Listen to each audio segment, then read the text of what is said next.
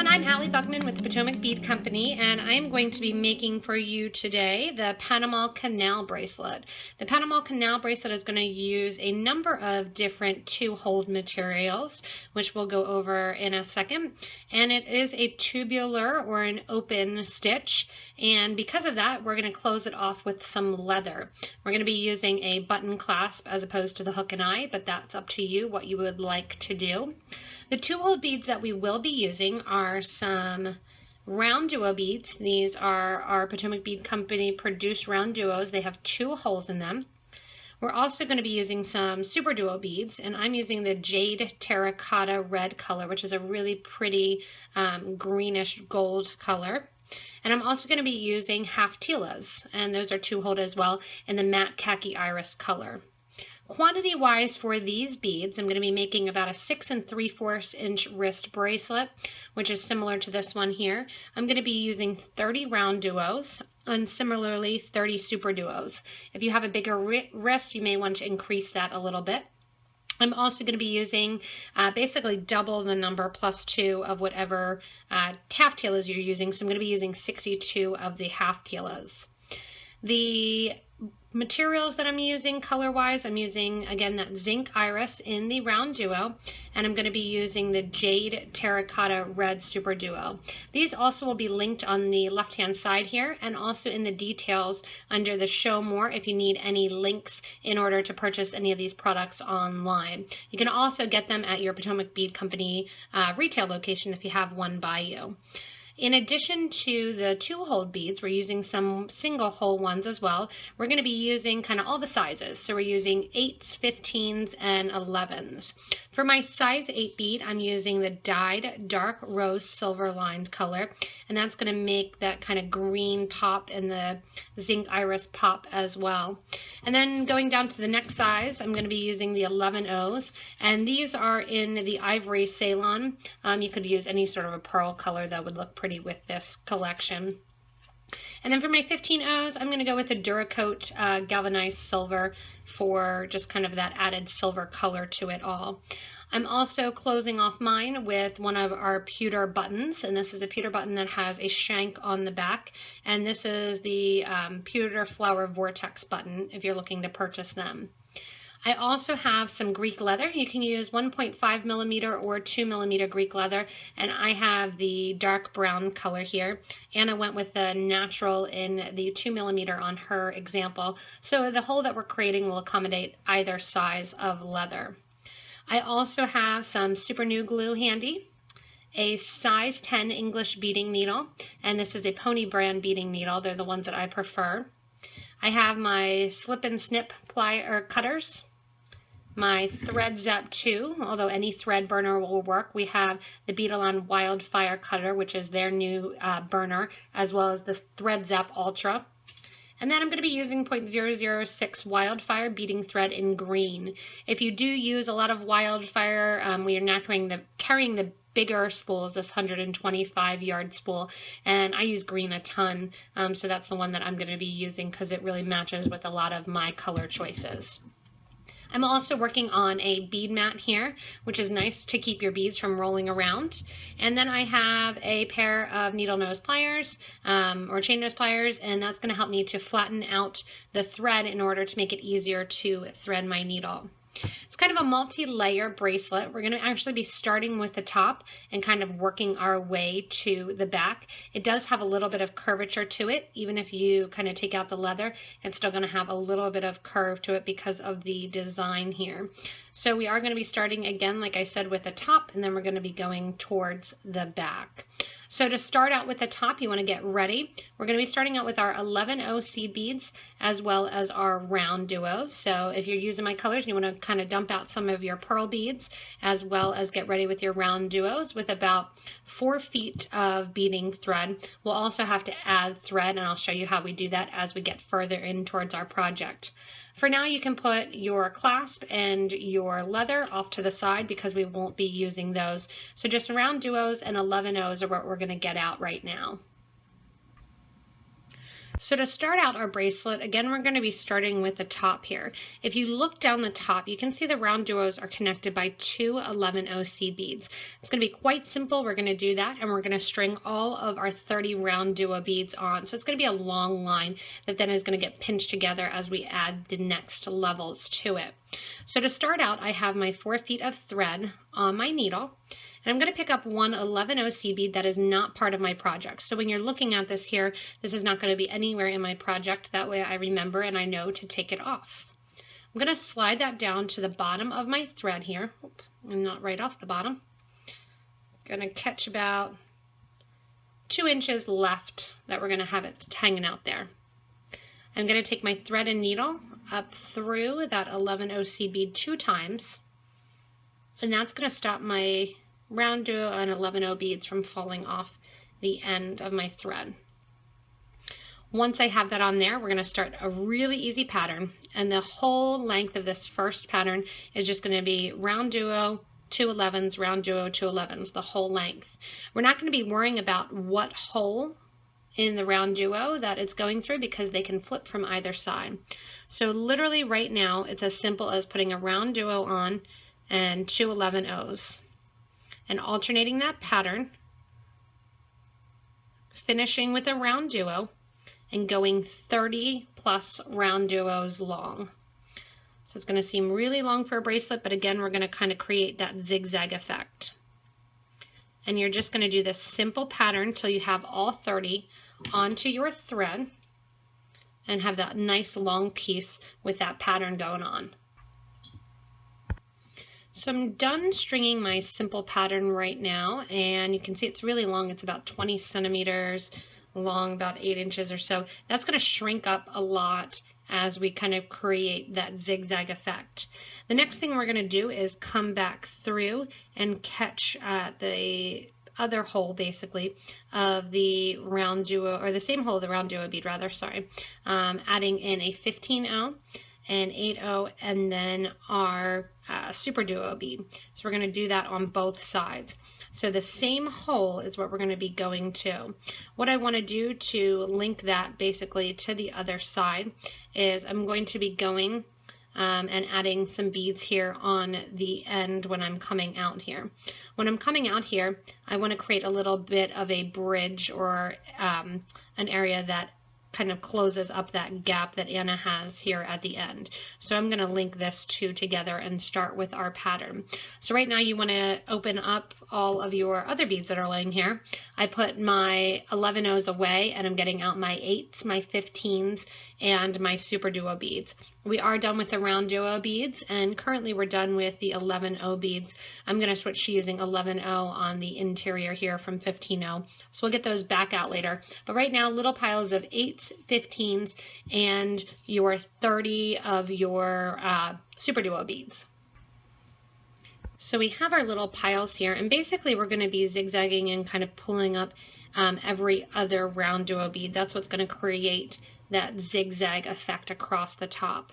To get from my last RounDuo bead over here to my second to last RounDuo bead, I'm just going to create that bridge. And to kind of link that bridge together, we're going to be using a 15,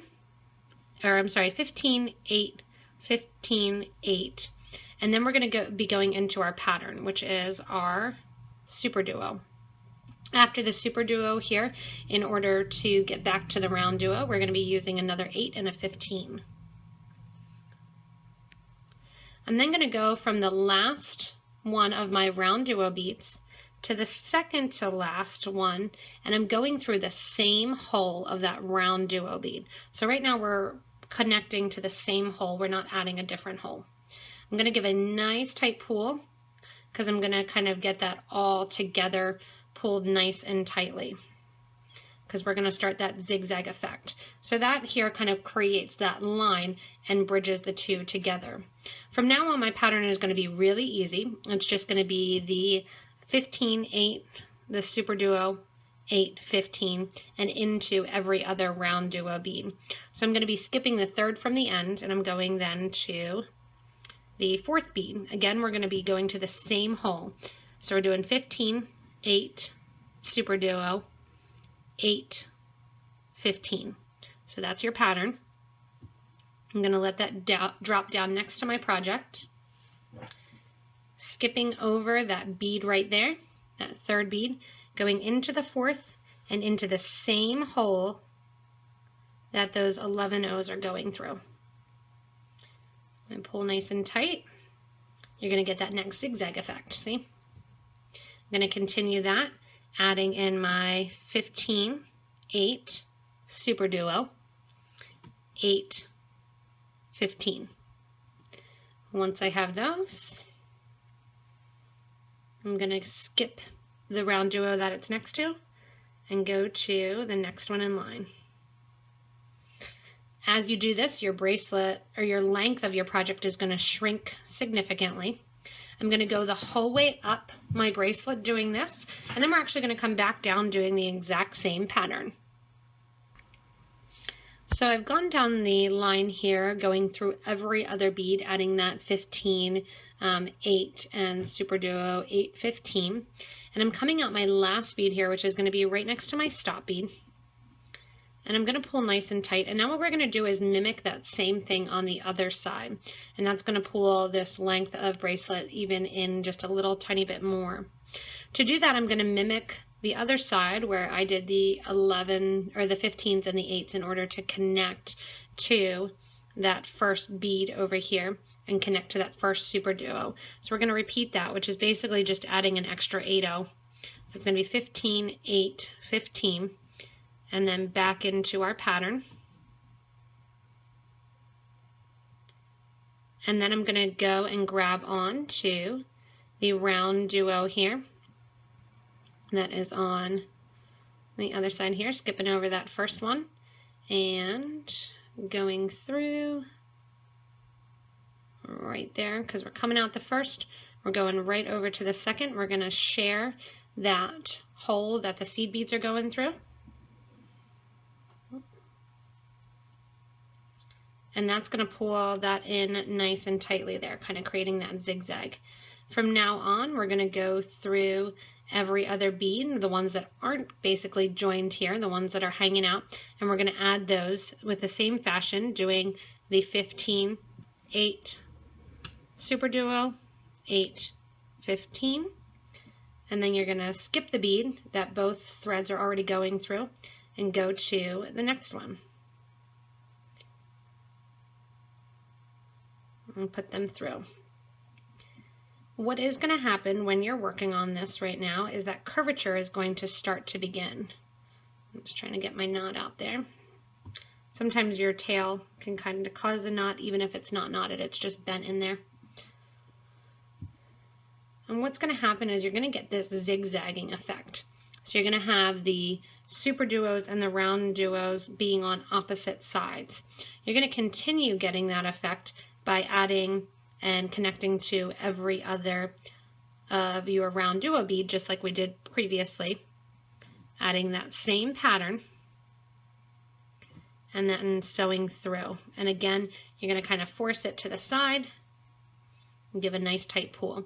And the SuperDuos will not sit nicely down to the side because that curvature is starting to happen. So don't worry too much that they're not sitting down. You just want to make sure to continue with that pattern, adding the 15, the 8, the SuperDuo, and then the 8 and 15. Skip the next bead in line, and moving on. And you're going to want to make sure as you're doing them that they're kind of twisting to every other side. So you may need to go in as you're working with it and twist the longer piece back and forth. But that's going to get that zigzagging effect that's on the top of our Panama Canal bracelet. So I finished here with my row of my SuperDuos, and we're actually done with our SuperDuos now. And what we're going to be doing is getting back out the 11 seed beads because we're going to be connecting now the second hole. We're completely done with our top version, and you'll see that kind of pop out a lot more as we pull back the sides a little bit. So to pull back the sides, we're going to be using a very simple pattern of 15, 11, 15, and we're going to be pulling down the sides to connect the empty hole of the SuperDuo to the empty hole of the RounDuo, going first down the right side and then down the left side. To get from the top hole, what is going to become the top hole of the RounDuo, to the bottom hole, all I'm going to do is run my needle and thread on the side of the RounDuo from one hole to the other. And you'll see just a tiny bit of thread, but you won't notice it too much as you're continuing on with your design. Next, what we're going to do is start our pattern. It's also going to start a little bit of the curvature. It's going to be 15, 11, 15, sewing through the next empty hole, which is going to be our SuperDuo. Going right down the line here, not overthinking it. Again, an easy pattern of the 15, 11, 15, and sewing down the next RounDuo bead. And that's going to connect. What you want to make sure as you're working on this is that you're just staying to one side, you're not hopping over at all. And this is also going to force the beads to lay to the appropriate side and stop some of that twisting that's occurring. At the end of each bead that you sew through, so the end of your pattern and sewing through, just give a little tight tug, and again that's going to start a little tiny bit of that curvature. You're going to continue down the whole side of the whole right side right now, and then we're going to hop over and I'll show you how we get over to the left side. So I'm here at the end of my first row, and you can see it's turning into just a pretty little bracelet as is. But to create that second row here, we're going to go through our last SuperDuo. And in order to get basically from the bottom kind of over here to the second hole to the top, we're just going to line with our pattern. So we're doing the 15, the 11, the 15, and then I'm going to sew right across here. So I'm sewing across the 8, the 15, the 8, and the 15. And skip that stop bead. Then we're just going to add one more 11 and a 15 and go into the second hole here of the RounDuo bead. When you go into the RounDuo bead then and you're catching the second hole, that's going to look the same then as the other side. So you can see that kind of adds that same pattern right along the top. Now what you're going to do here is, if you want to flip over, so that was the right side that I was doing. Now I'm going to do the left side, but I always flip to the right because I find it way easier to sew on the right. And all I'm going to do is continue then on with my pattern, and I'm going to go right up the other side here, adding my seed beads, my 15s and my 8s, right along the line. So I've come down the entire other side of my bracelet here, adding my 15-0s and my 11s. And when you're looking at it, it's actually just a pretty bracelet on its own. If you would like to add a clasp, you could do so at this point, rather than rounding it out into that canal form. We are going to be adding the Half-Tila beads, and I'm going to use the 15-0s in the middle here to create that little canal in order for us to put our leather cording through. To do that, we're going to be using square stitch, and you can see the bracelet sits a little bit in a curvature. That's going to be created as we form that little circle there. When I'm at the end here, what I want to do is mimic what I did on the previous side to get to the left. I'm going to add a 15-0, an 11-0, and then a 15-0 in order to finish the end. I'm then going to pick up, after coming out of that SuperDuo, I'm going to pick up the 8 and the 15s, all 4 of them, with my needle. And at the same time, I'm also going to sew through the second hole of my RounDuo bead on the other side, and also my 15-0,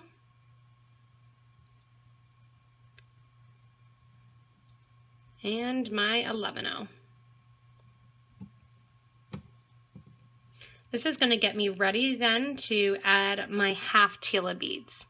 When I add my Half-Tila beads, they are going to be running lengthwise along the side of the bracelet. So it's creating right there that almost that track that's connecting, and it's going to have 3 seed beads in between it.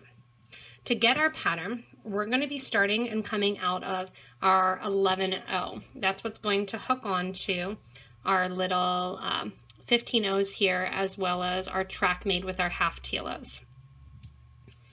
When I'm getting ready to add, I want to make sure that I'm creating a curve in the bracelet because I'm going to be pushing basically the SuperDuos and the RounDuos together to create that curvature. One side of your bracelet is likely to have more of the 8/0 showing, and one side is more likely to have the 11/0 showing. I want those 11/0s to pop up because they're smaller, and that pink color to almost be the background. So I'm going to make sure when I am doing my curve and adding my half-tilas that they are curving so that the 8/0s are to the back and the 11/0s are to the front. To get started, once you're coming out of your 11/0, you're going to add a 15/0 onto your needle, a half-tila, 3 15/0s, and another half-tila. One more 15/0 will end the whole pattern here. So that's going to be continued. Once I push that down, I'm going to pick up the 11/0 on the other side of my bracelet. So I'm jumping over from the right to the left. I'm going to sew through that 11/0 towards the start or end, depending on which way you're looking at it, of the bracelet. What that's going to do is create that first little canal setting.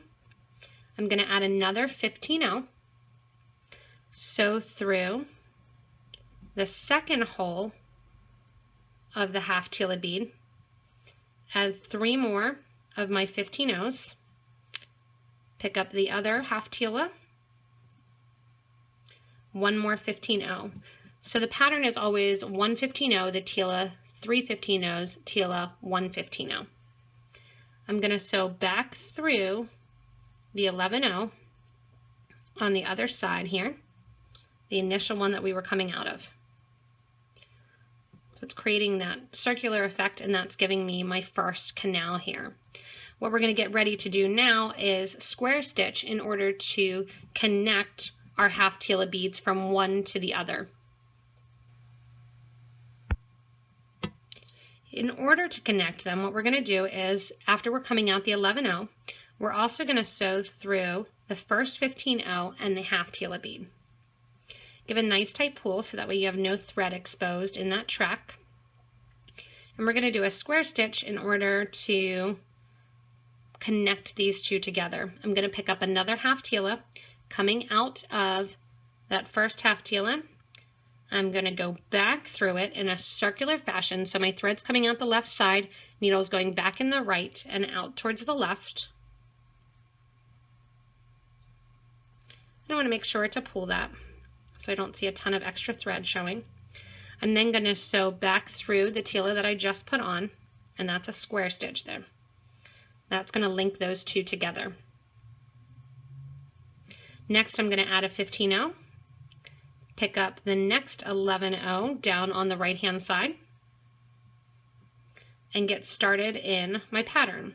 So again, I'm going to add 1 15/0, go through that half-tila bead, get ready to add my 3 15/0s, and another half-tila, and another 15/0. So that's that pattern again.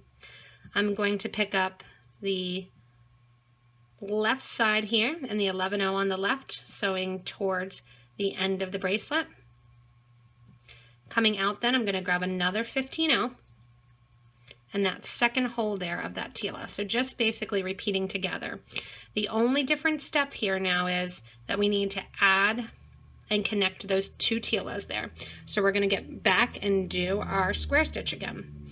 Coming out this second tila, going into the second hole of the first one, coming back through here, and you can see I'm not going to pull tight, that way you can see exactly where the thread's going. It's going around in a circle, and then you're going to pull tight, and that's going to link them together. Once those are linked together, I'm going to add my 3 more of my 15/0s, sew through the half-tila and the 15/0 on the other side, go through my 11, my 15/0, and my half-tila bead. If it'll let me do it all at once, that's even better. So there we have that little canal started. So you're going to continue adding on the half-tila beads in that square stitch fashion, and then connecting them with the 15 O's. So each end of the Half-Tila, a little pointer here, each end of the Half-Tila should be connected. If it's kind of floating free, you missed a connection point somewhere. So you want to keep track of that as you go. And you can see I'm just going to continue making sure that I have those 15 O's on either side of my 11s. You can see that it's starting to create a little bit of a curve already. And once I get my 3 15 O's in place, I add my next Half-Tila and my next 15 O. Jumping over to the left side, I'm going to sew up the 11 O on the other side. When I'm coming out there, I'm going to add my 15 O. So back through the other side here of that Half-Tila that I just added. And then you have to connect them together. So you're going to do that square stitch. Back to the previous Tila, and back down the one that you're coming around. So it's just a complete circle that you're creating with that thread. If you do have trouble with that, we have videos that are specifically just for that stitch. And I'm going to continue then just with my project, adding those 3 in the middle, coming to the Tila on the other side, and then getting ready to add the next one. So you want to continue the whole way down your bracelet, getting that little canal in place, so that way when we're at the end, if you choose, you can go leather in the middle or you can keep it squashy. That's kind of up to you. But I'm going to continue then adding all of these Half-Tilas right in place in order to create that little canal opening. So I'm going right along the back here, and you can see that curvature starting to happen. I'm able to move that a little bit, but you do want to make sure to encourage that curve, because otherwise you're going to see a lot of thread here on the edges. You can see it really makes those 11 O's pop up, and the 8s kind of just act as an accent behind. You're creating that fun channel to drop the leather in. And I'm at a point where I need to add more thread. To add more thread, I'm just going to take my thread spool, pull off a bunch more, because with square stitch you tend to use a lot of thread. Both peyote and square stitch use a lot of thread. Since I just dropped my scissors, I'll use my thread burner, and you're going to pull up your thread burner, just burn off wherever. I'm going to take my knot here, and one thing to always keep in mind when you're working with a design is where to make the knot if you are making a knot. Some people do not like to use knots and they'll sew back through. That's fine, that's up to you. I am going to knot my threads together and create a knot right here in the middle of my project. This is the back of my project. It's not going to be seen. The curvature is going to force the knot a little bit inside the bracelet, but I also don't want to block that channel if you're using a thicker thread. So that's something to think about when you're making. You also a lot of times don't want your thread knots to be right along the edges because you're going to see them. So in order to hide it, I'm going to take that needle off and just kind of poke that into your bead mat. I'm taking the new thread and I'm going to tie that around the old thread. So my right hand here is kind of holding that old thread, but I'm not actually getting that in the knot. I'm going to tie the new thread around the old thread, leaving about 1 inch to 2 inches on each. Once that knot is pulled tight, you can pull that thread that you just used to make the knot down towards your project.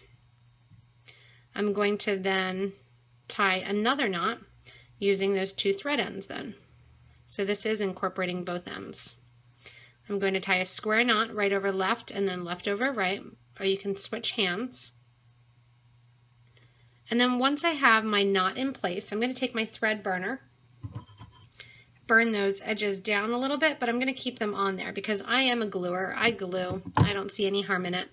and I'm going to glue that knot there after the project. So I want to keep those thread ends on. One, after I glue them, I'm going to burn them down so they become larger at the end so they can't basically fit back through the hole. And they also fuse together a little bit. And two, it's going to allow me to remember where that is added. I'm then going to go in and just add my needle to the end of my thread. And once I do that, then I'm going to continue on seaming up the back and encouraging that slight curvature and the 11 O's to pop out the top of our bracelet. So I'm continuing to sew up the back here, and I'm just showing you kind of that curvature that's occurring. You can see you can still snake it around, but naturally it does want to curve up the back there.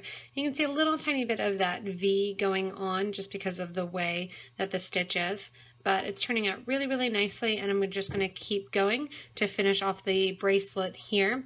When you are working with it, again, you do want to make sure to kind of pull on the sides when you're connecting through the square stitch those Half-Tila beads, because that's going to prevent you from seeing a lot of extra thread. Also, the less you pull, the more it's going to lay flat. The more you pull, the tighter that is going to be and have that kind of tight curvature going on. So that's going to be a difference in the way you pull your thread. What I was suggesting when I was saying about making sure to pull your thread after you're at each connection point, you want to make sure to pull this here to not see a lot of thread there bridging that gap. Also, when you go through your next 11O, because this is where the curvature is occurring because there's a difference in the space between the Half-Tilas and the SuperDuos and RounDuos, here's where you want to, with your hands, kind of curve your bracelet and pull that in. Holding it there will prevent extra thread from kind of slipping in the side. And you're just going to continue then, and again, give a little pull, have that bracelet start to curve, and you're going to continue on with your design. So I've come down the row here and I'm done adding my backside, and you can see it kind of sits on that curvature just like our example. And then once we put in the leather, it'll actually have more of a form. You don't have to put in the leather. You could attach a clasp right here and just make it so that way you have that clasp running through.